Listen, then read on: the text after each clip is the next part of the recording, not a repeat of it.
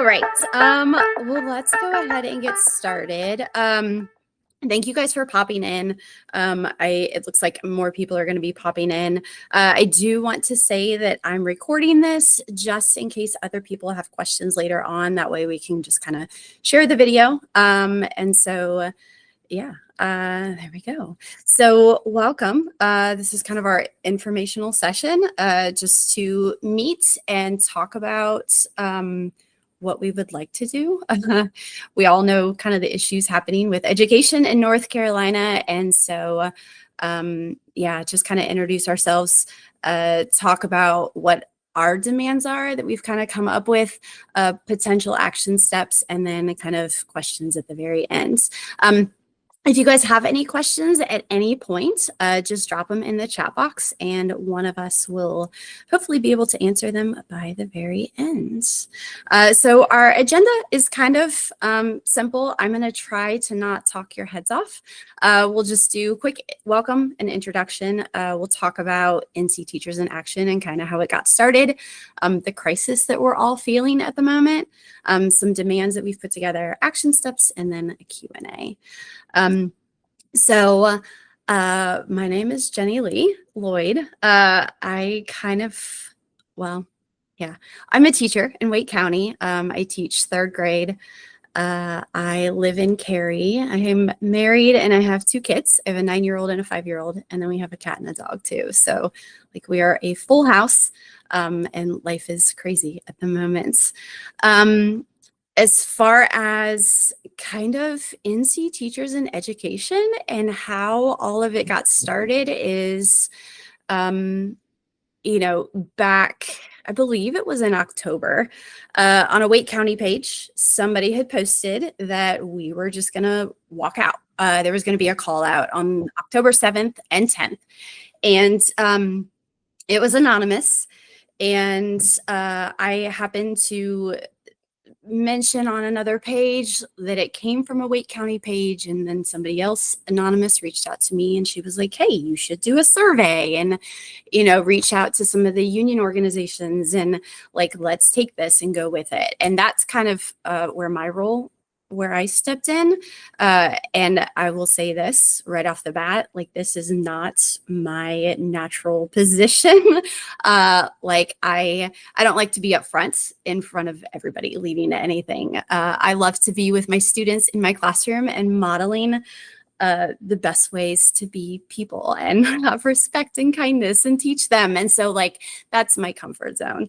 And this is not typically my comfort zone, but I realized very quickly that I have a passion for advocating, and I think I've had it for most of my life, whether it comes to like in my classroom or something like this, and getting teachers what they fairly deserve in North Carolina.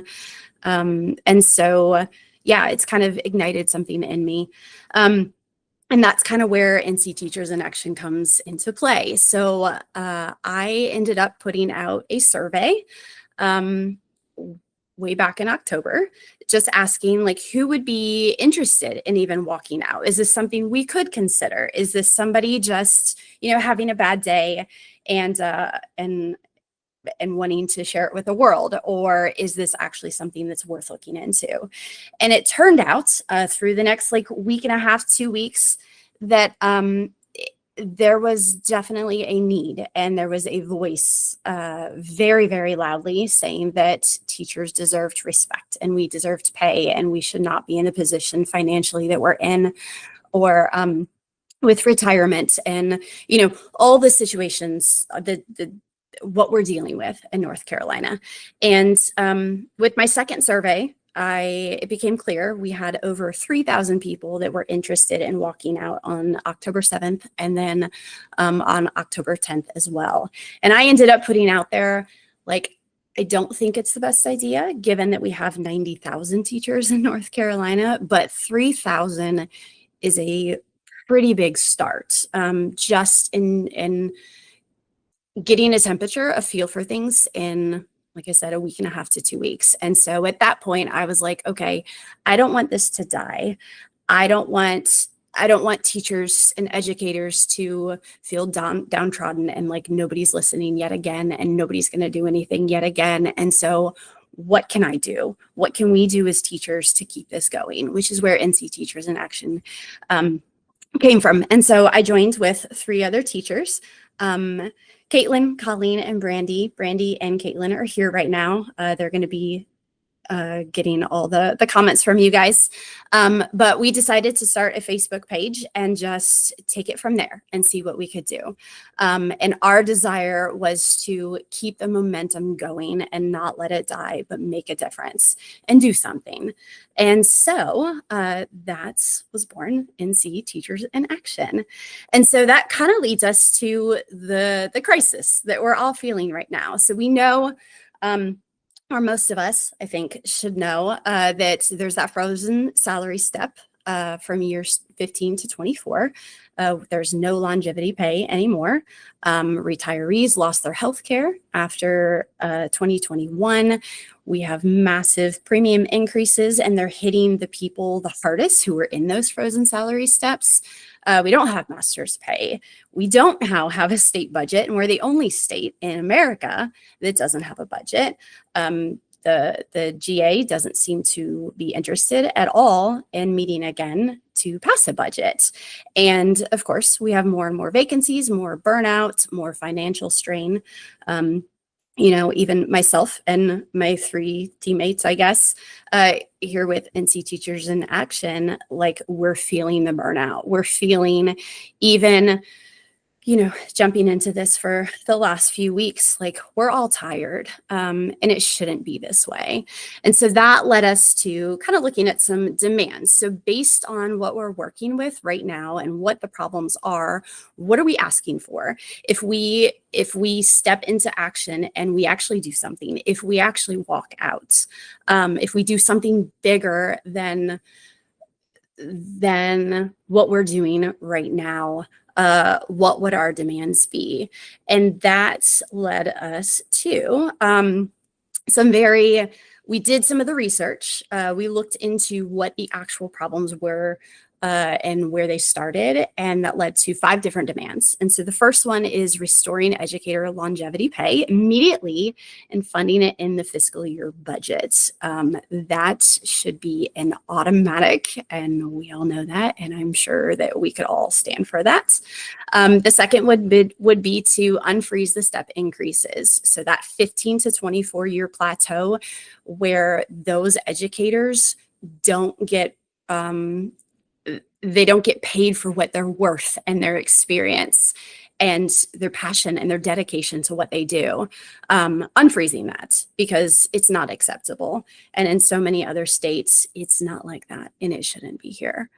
Demand 3 would be restoring master's pay across the state. So there are some counties that do offer master's pay. I know Wake County is one of them, which is awesome. But that's just in our supplemental part of our pay, and it's not in our actual salary. And so how amazing would it be if everybody across the state would actually get paid for their master's degree, for seeking out that additional education to be better at their profession and to be better at teaching their students. Demand number 4 would be capping the employee premium increases and restoring reasonable employee contribution levels. And I know that's going to be a sticky spot simply because because I'm on the spot, I'm forgetting his name at the moment, but the one who comes up with the insurance premiums for us, he has stated that it's not sustainable. And so that's going to hit us, but penalizing the people who have more experience by making them pay more is also not acceptable. And so this is one that we definitely want to fight for as well, is getting rid of that, capping that employee premium increase so there's no differentiation. Demands 5 would be restoring retiree health coverage for those hired on or after the cutoff date. Since all of this has started, I've heard from several people who have been hired after 2020 And they're just now finding out that they are not going to have retiree health coverage when they get to that point. And the heartbreak that causes, I can't even imagine. Luckily, I got in at the beginning of 2019, so I don't fall into that. But how scary to move to a state or move, well, I guess you would be moving to a state and find out that you don't get that retiree health coverage is that's hard. That's a hard pill to swallow, and it shouldn't be that way as well. So that kind of leads us to our action steps. And I posted these online. We have, of course, our Facebook, where I know most of you have gotten connected. We now have an Instagram and a TikTok and what's the last one? Twitter, X. And we're trying to build that platform or those platforms more and more to continue to get the word out of we are simply a group of teachers who just want a change. We want something to change because what it is right now simply isn't okay. And so action number one is simply inviting every educator in North Carolina to follow each of these, to follow NC Teachers in Education in each of these areas. I will say, I've been working on coming up with a public page for NC Teachers in Action as well. I know it's been something that has been put out there in our private group that we need the ability to share what we post as well. So we're working on that. But I do want to say that that private group in Facebook, the reason we created it and we have gotten rid of the anonymous posts is because we want this to be real and we want it to be genuine and we can do it anonymously. And it's okay for people to kind of hang out on the fringes, but ultimately, if we are going to take action and we're going to do it boldly, we've got to be able to stand up.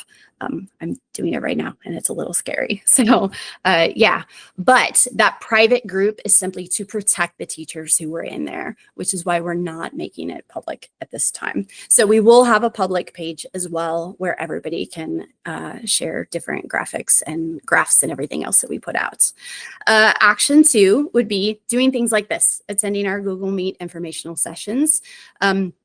Depending on where this goes from here, it's something that I'm considering setting up once a week, once every 2 weeks. If this totally takes off, like, let's do it. We'll do more of these. We'll chat. We'll brainstorm.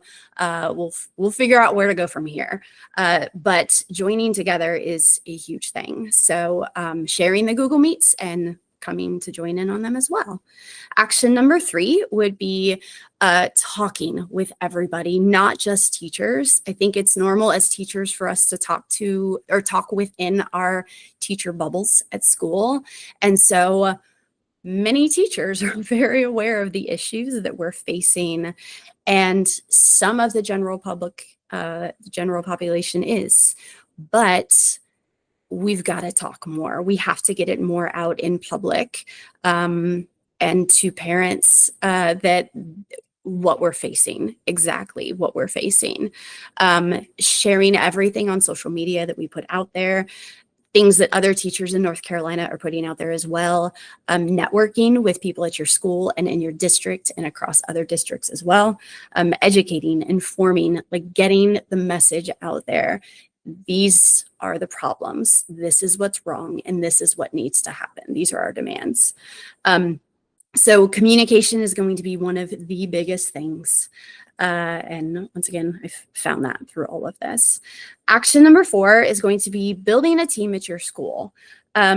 So one of the issues that our admin team has come across is that, when we first started the group, things were taking off really, really fast. And we set up little teams for like the website creation and t-shirts and leadership and all of those different things. And then as people started understanding that they were going to have to actually be a part of it and take steps, we started getting ghosted. And so when it comes to taking action, it very much is based on how much people are willing to put themselves out there. If you are truly wanting to see change and see action, you have to step outside your comfort zone. I'll be the first one to tell you that. And it's hard and it's not always natural. And yet, the more you do it and the more the word spreads and the more you start really connecting with people on a new level where you realize, holy crap, for lack of a better word, I'm not by myself in this. People, my colleagues are feeling the same exact way. You can start to build teams at your schools, start having those conversations. If you can find somebody at your school who can kind of be your point of lead, we can set them up with Brandy. She's kind of taken on the leadership role.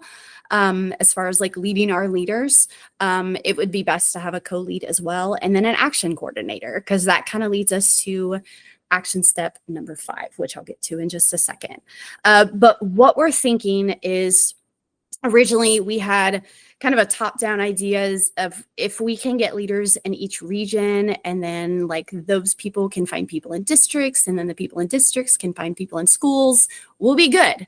And that hasn't happened because people have realized this is too big for me and I can't do it. And so if we can set up little what we call pods at each of the schools with leaders and other people, other colleagues as well, stepping up and sharing all of this with the people at their school, then we can build on more and more schools and more districts, and hopefully get the word spread across North Carolina. So this kind of leads us. Can I pop in for a minute on that? Yeah. So, what Jenny Lee was saying about that, and we totally understand that, as far as the challenge of finding those leaders at those different levels, because not only does that work seem overloading and overwhelming, but it also can feel very scary when you are identified as someone that is leading this. So that's again another reason why we kind of decided to maybe shift things and do more from a bottom up type thing. If you can find a handful of teachers within your school that are willing to partner up together, and all of you are then spreading the word and coordinating together, it just becomes less of one person being a target. You know, you are already uniting together and getting that safety in numbers right there. So so that's what we're thinking on that. Yeah, awesome. Thank you, Brandy. Yeah. All right. So with that being said, action 5, this is kind of what we're hoping for, but it very much is dependent on how this grows and whether teams develop at their different schools. So action step number 5 would be working with your team, developing a plan for your school for January 7th, 2026, to be able to walk out. Now, we want to be seen. We don't want to hide. We are not just simply staying home. We want to make an impact. What our team has kind of talked about is choosing a public spot near your school, holding up signs, standing with your colleagues, inviting parents, talking to your PTA, and asking the public to stand with you.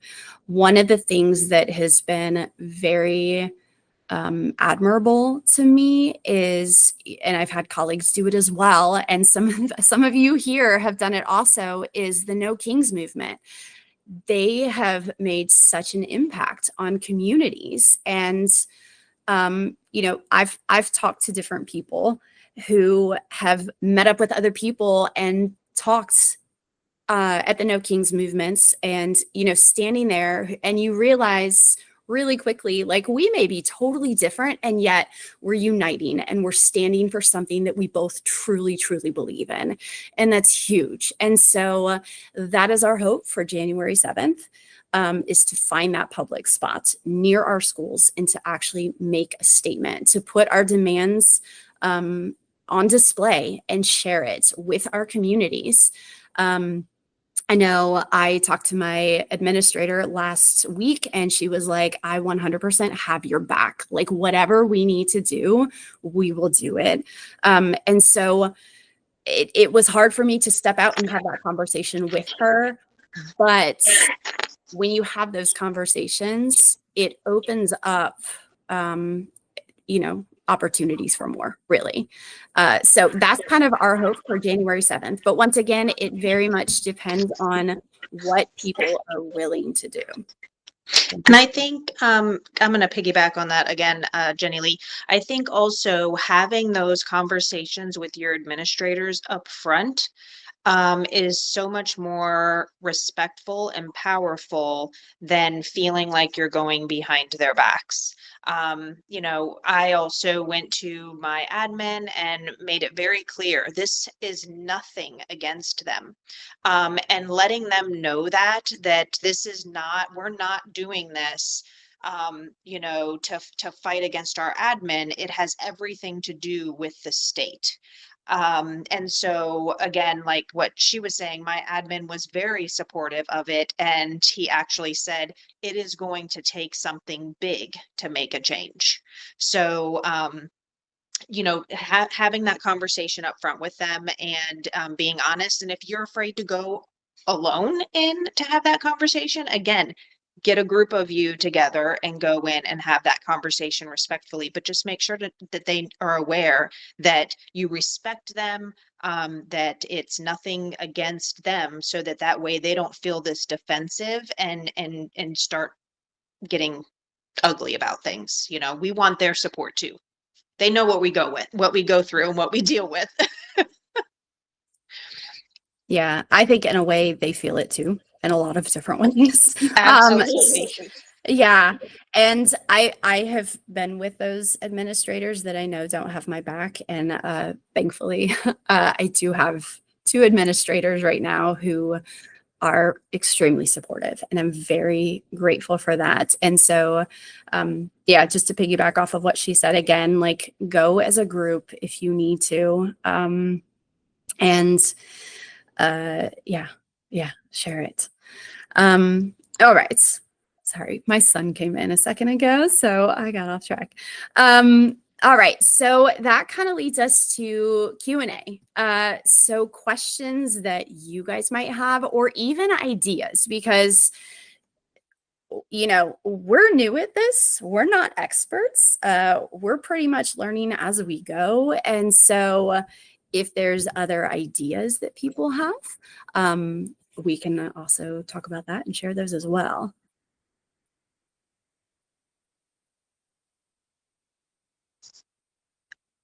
One thing that I will say is that if you are in this group and you would like me to create for you a small graphic that you can easily pass out, that's just a black and white, I'm happy to do that. I've actually already created it with the information for the date.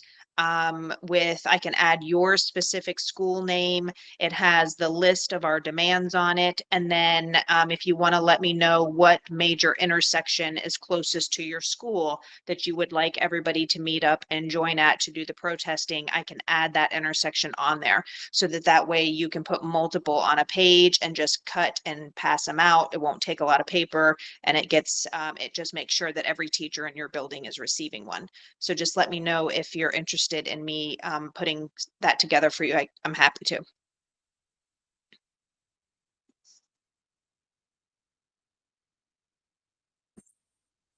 That's awesome, Elizabeth. I feel that. All right. Well, if there are any questions, you can either drop them in the comment box, or you can go ahead and share right now also. Just unmute and share. Either way, if there are none, I'll stay on for just a few minutes also. If anybody has something that they want to talk about, that I have a question. So, is this, for most people, is this the first day back from the holiday break, or is this, or would this be, like, what day is this? It's Wednesday, the 7th. We, Kim, you and I go back on well, our kids come back on the 6th. Okay, so it would, okay.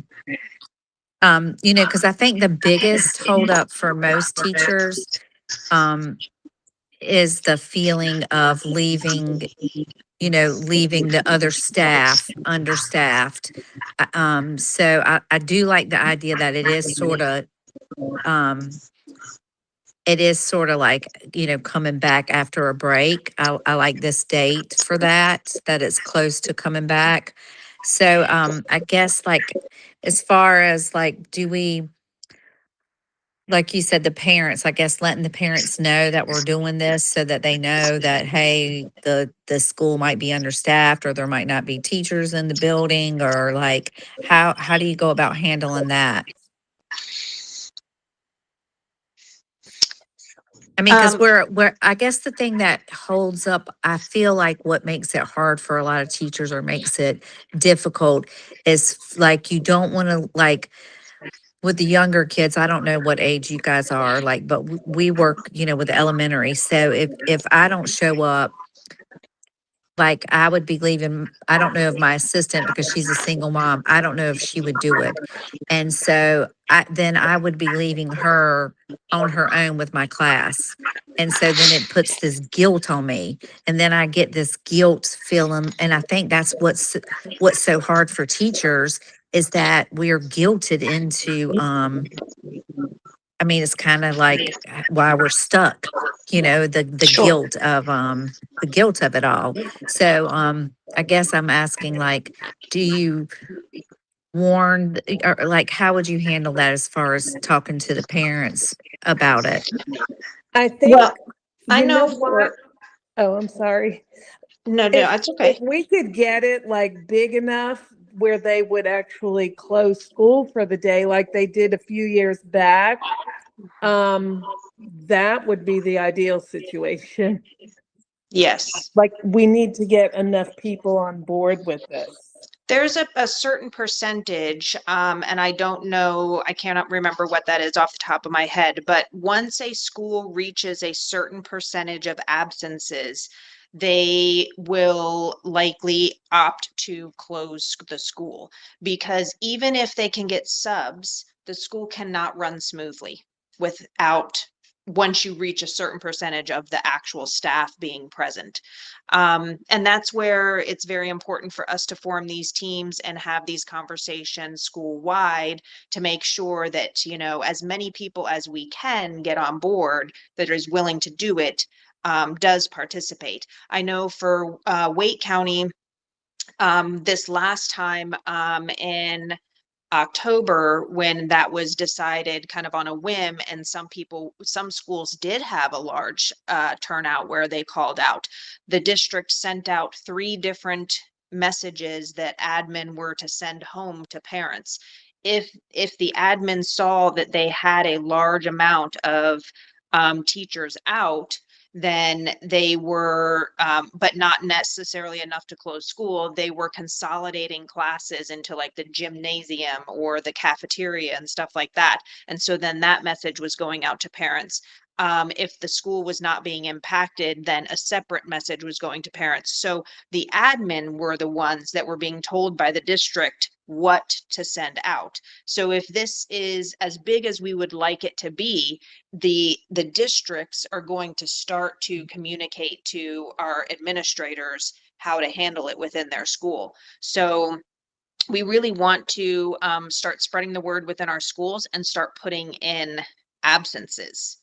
Um, Jenny, Lee, and Caitlin, what would you two say about putting in absences? I know, and I ask because I saw when this happened in October, we saw different things. Like, people were saying, put in your absences now, and then other people were saying, no, wait and put it in, last minute. But I feel like there were I guess there was just lack of communication going on there. So I don't know. What do you guys think? Or anybody in this group? What are your thoughts on that? So my answer is kind of twofold. One, if we want the public and parents and everybody to support us, I feel like there has to be some type of advance notice, and also administrators too. We don't want to throw them into chaos. Good point. At the same time, I don't know. I guess that's kind of where I rest, is I would rather put in my absence now, rather than right before Yeah, it. I would feel more comfortable giving them the heads up. Yeah. Well, and that's a good point that you make, because if we are asking for people, if we're trying to get our PTA involved and we're trying to get parent support, community support, then we should be also asking them to join us, which should indicate to them that we will not be in school. I do agree. I think having some notice is really important. I think when we did the walkout a few years ago, we had enough momentum going for a while. I don't remember how long in advance we were putting in for our sick days, but it was enough in advance where, you know, at least for Wake County, we were able to close down. So I know there was a question about getting a sick note. And if enough schools within a county have to then shut down, then you wouldn't need a note. So that, I mean, ultimately, that's the hope, you know, is that enough schools and within a county are putting in, and then you don't need that note. And I think you have to do that a little bit earlier in order to get that accomplished. Yeah, if you have personal to be able to use, I personally am going to be using my personal leave, so that I can just avoid that. But I understand that not everybody has that luxury. So Yeah, I agree with the personal leave. I think with this, that would also kind of help with the sick note. The question on the sick note is that if you're using personal leave, then you can't question that. right. Yeah, I'm I agree sorry. with that too. I was late joining, so I just want to get a feel for kind of what this looks like. So our next steps is to get these flyers to as many staff members as possible. And then can we note that on the flyer somewhere that we recommend taking personal day? That way we can get people to put in. And then we see where we're at in regards to absences come January 7th. And if we don't have enough to close down school, we continue on with February 7th in hopes that we have even more people join. Do we pull out though if we don't have enough to close down the school? Pull out with the understanding that we're going to try again in February. I mean, Not it's like quit completely. I know. I don't know. Like, I'm just looking at the amount of people that are on our Facebook page and the amount of people that are on this call, but also looking at the amount of people that did call out on the 7th and the 10th, and wondering if people lost traction and gave up, or if they're still looking for, you know, our next steps. And if we give them enough advance notice of the next steps, then, you know, because we get a certain percentage of personal time over so many months anyway. So if we tell them now, maybe some people will have that personal day built up by January 7th, that if they didn't have it before. Yeah. I mean, I have the little graphic. I don't know if you heard me say that if you want to let me know what school you're at and what main intersection you would want to have everybody standing at, I can add that to a graphic for you to be able to pass out to the teachers at your school. And I can also indicate on there, you know, if you have personal leave, that's probably the best option. If not, sick leave would be your second choice. So if you want to provide me with that information, then I can certainly, if you want to message me with that, I can then get that for you, Elizabeth. So for people who aren't represented here today, like I'm just thinking about all the other high schools, right? Like I can cover getting the flyers to South Garner and Bryan Road. But when it comes to all these other schools that are represented, are we posting a general flyer for them to go print to hand out if they want to, or how do we get the flyers into more people's hands and in more schools? We need more people to take the lead within their schools, because that's where our communications are going to need to be spreading further and faster. Because if I know someone at, this school and that school, letting them know and saying, hey, I'll make you flyers, just tell me where you want your intersection to be or whatever, I can, we can change that up, and then that person just needs to print them and pass them out. But we've got to spread, we've got to have people organized for their schools. It's not possible for us to be able to organize every single school location in the state,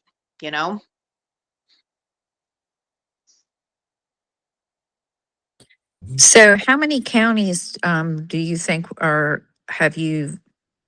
you feel like we've reached out, or you guys have reached out or have representation from? We have about 120 counties in the state.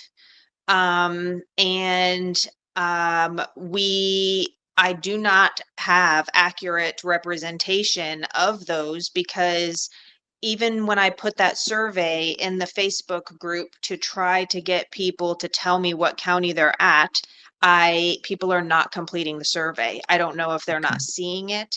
I don't know. I do not understand why it's not, but we have 2,500 people in the Facebook group alone, and I have about 200 responses on the survey. Okay. So I cannot get an accurate representation of how many places that we have actually reached. I can tell you that based off of the information that we have from that survey, and also some information that we have from just other data that we have gathered, it looks like we have at least some representation in almost every region. There's a couple of regions that we haven't really touched into at all. The further west we go, it seems to be the more difficult, the less that we have tapped into. So then maybe once January 7th comes, if enough of the bigger counties have some sort of representation, then the smaller ones will hopefully join in. I mean, because as we said, we're not playing checkers, right? We're playing chess. So I think we go into it knowing that this first round may be a flop, but we get as much representation as we can, and then people start joining in. And I'm also thinking, like, can we pull any names from the Facebook group that we have and kind of like cold call them, right? So if I see that somebody from East Garner liked a post, do I reach out to them and say, like, hey, here's a flyer for East Garner. If you can, please pass it out. And I love that idea. I absolutely love that idea. And you're right, when we have these bigger counties that are going to show up and we're going to, come out in numbers, then it's going to get news coverage, and when we're getting that news coverage, we need to make sure that we are saying, this isn't the last time. We're coming again, so that those other counties may not have the information yet will start to listen, will start to inquire, and maybe jump on board for us for the next month. Yeah, so I want to add on two things that have been very much on my mind since all this started, and one of the first ones is I feel like educators in North Carolina and a lot around the country right now, it very much feels like we're stuck in an abusive situation. We're afraid to leave. We're very much being abused. We're not financially independent in so many different ways. And every year more and more gets taken away. And yet we're so scared and we're so tired that we just stay in it because we don't know what else to do. And people may very well have lost hope in October when things didn't actually happen. But the way that is, it takes an average of 7 times to leave an abusive situation to fully get out of it. And this is our first step. January 7th is like our first opportunity to say, hey, we're taking a stand. We're not doing this anymore. We're going to make a change. And today, right now, January 7th is one day. February 7th will be another one. March 7th will be another one. And each time we flex our muscles and we get stronger and stronger, and the message spreads and the media gets involved. Hopefully leading up to April 7th, where the General Assembly is in session and we can show up there. But it takes every single person. We have to spread the word right now. Because we the 4 of us, or even the 15 of us on this call right now, we're not great enough to do it. But if we can get the message out, we have the potential for this to grow. So then the flyer, I guess, once we leave this meeting, if we could get the flyer out onto the Facebook page, people who want to print the flyer and pass it out, at least they have the opportunity to do that. That might be the smallest baby step. We might not have an intersection yet for everybody to meet at, but the flyer, I guess, would be a good first step. Yeah. I mean, I can post in the group, I guess the base of the flyer, and just put in like your school name here and your intersection here, so that, people can see that that is available to them. And I do think, I think it was you, Elizabeth, that mentioned getting a few schools together. Like I know personally, I'm at Mills Park, so we have the middle school right there. I know Panther Creek is right there. So coming together and finding like a common area where a few schools can come together. I do love that idea of like trying to, like I said, get a few schools together to join forces. And like we can do that in Wake County because all of us are Wake County, but it is going to be a little bit more difficult for outside counties just because we don't know them as well. Right. Speaking of that, Caitlin, my daughter goes to Panther Creek, so I have some connections there. I also am friends with the PTA president there. So if you want to partner with them, we can put your flyers to where they're at the same. Just let me know. Love it. And Ashley, you were saying something about you wanted to share what's going on at your school? Hey y'all, sorry, can you hear me? I'm hiding in my bedroom. Yeah. There's ball games going on in the living room. I just wanted to say I'm from the county, so I'm here at the beach. But this is something that teachers in my district, my school specifically, have been talking about for a while. And what we decided to do, because we also have some concerns within our district with some curriculums that they're buying and pushing down, and we don't like them. And anyways, so a thought that we had, and you can give feedback, because I don't know that we're organized enough for the January 7th taking a day off work, because I haven't heard anybody talking about it. It's not been discussed. So our plan is, and we've already had one meeting, but we want to, without using district email or anything like that, who we know, we have texted our friends, our teachers at other schools, so that we have everybody accounted for, and we actually secured a meeting spot, no admin, and we just want to do teacher networking within our district.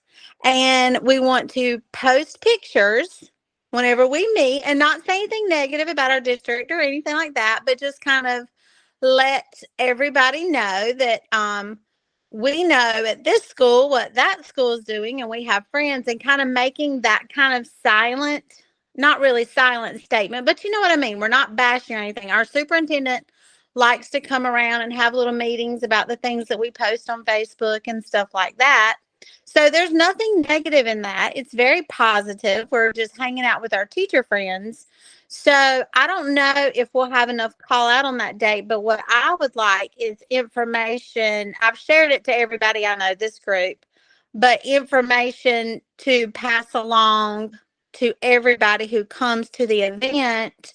And we even like secured food trucks and everything. We're actually meeting at a church because one of the teachers, her husband's a preacher, and she's like, use the church.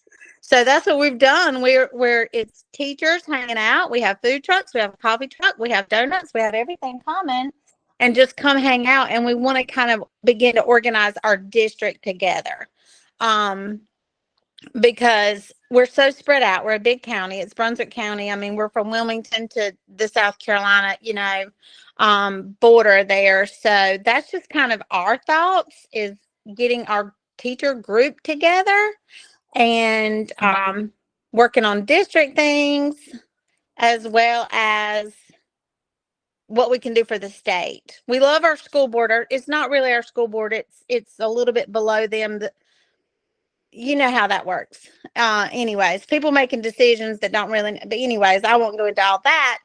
But that's what we're doing. We're uniting. And then that way, even whenever we have something that we want to vote on or something, we want them to be like, oh, like the Brunswick County teachers, like they're a group, they're a thing, that kind of thing. So that's our plan. But anyways, I was just kind of giving an idea of what we're doing. Maybe that's helpful. It sounds like you guys are kind of close and know each other, but we know each other, but we never have a chance to talk. It's like we're spread out, but that's our new plan that we're working on. So if anybody in here is Brunswick County, come to the meeting. Anyways, that's just wanted to share that. That's so creative. I love that. That's a really good idea. Thank you for sharing. All right. Any other questions anybody has? Is anybody else in here on the t-shirt committee besides me? No. Because that has turned into a little bit of a hot mess. Mhm. Nobody can seem to like make a decision. And we have one group member in there who has said, like, I can get custom ink to pick the t-shirt and everybody can order from custom ink on their own and have it shipped to them on their own. And the price would be slightly a little bit higher than it would be if we had like one person printing it and then like sending all of South Gardner's t-shirts to me and I distribute them or whatever. But just because we're so spread out and we just don't have a whole lot of unity right now, I was gonna encourage her to go ahead and get the custom ink thing going, because I think we said she has used it before and she has said that we need to pretty much, people need to order by December the 12th in order to have t-shirts for January the 7th, which is right around the corner. So I was going to encourage her to just go ahead and make the executive decision and get the custom ink thing going. That way we can spread that in the Facebook group so that people can order their t-shirts for January 7th. Yeah, absolutely. I'm okay with that. I'll pop in there at some point and look at it too, figure out what's going on. But yeah, I'll do that as soon as this meeting ends. Thank you. All right. Any other questions?